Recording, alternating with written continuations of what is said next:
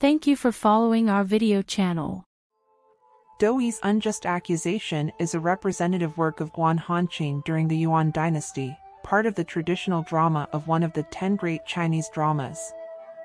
The work tells the true story of the unjust suffering of Dou E, who was falsely accused and ultimately sentenced to death by corrupt officials. The story begins with a poor Confucian scholar named Dou Tianzhang, who, unable to afford the imperial examination, had to sell his daughter Dou E to the Kaipa family as a small daughter-in-law. Less than 2 years after Dou E's marriage, her husband passed away, leaving only her and her mother-in-law to rely on each other.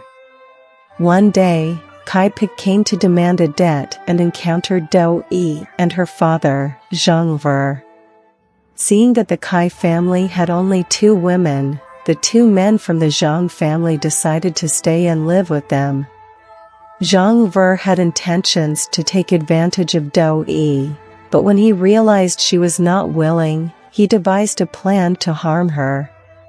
One day, Kaipa fell ill and asked Dou E to cook porridge. Zhang Ver secretly poisoned the porridge to kill Kaipa. However, Kaipa, feeling nauseous, did not eat the porridge and instead gave it to her father, which unintentionally led to his death. Zhang Ver then falsely accused Dou E of murder and reported her to the local authorities. Both Dou E and her mother-in-law were arrested and subjected to severe torture and punishment. To spare her mother-in-law from suffering, Dou E falsely confessed to the crime and was sentenced to death by beheading. Before her execution, a spectator asked, Dou E, do you have anything else to say? Dou E replied, Please grant me a piece of white silk 3 yards long, hanging from a 100-yard tall pole.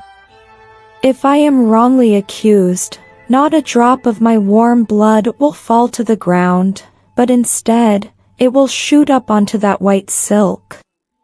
If I am wrongly accused, after my head falls to the ground, the sky will immediately send down a heavy snowfall. If I am wrongly accused, after my death, the land will suffer a drought for 3 consecutive years.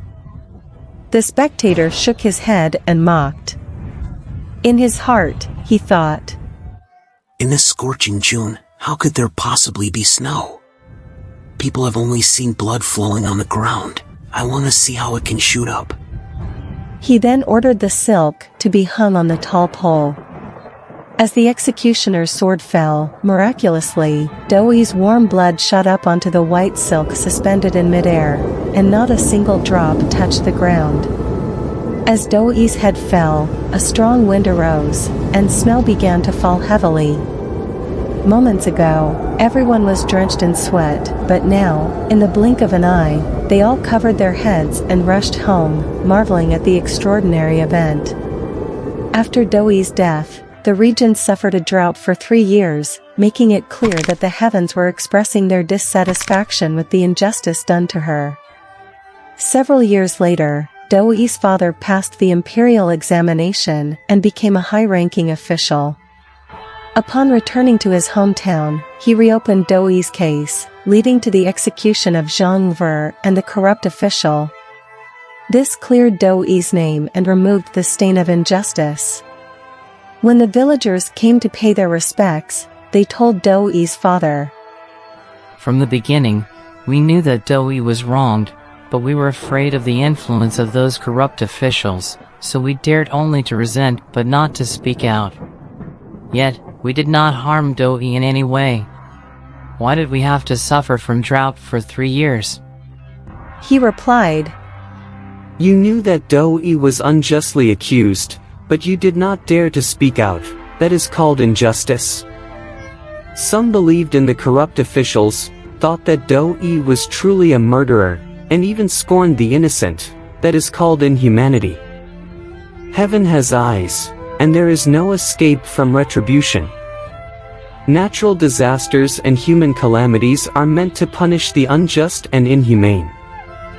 Dear friends, In truth, the story of Dou E's unjust accusation serves as a warning to humanity. People in this world must distinguish right from wrong, uphold justice, and speak out for what is right and fair.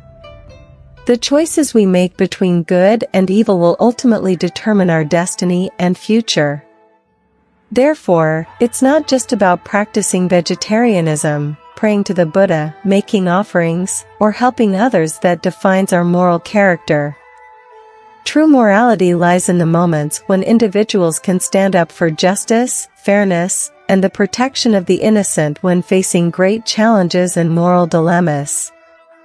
That's why Albert Einstein once said, "The world will not be destroyed by those who do evil, but by the silence of the good."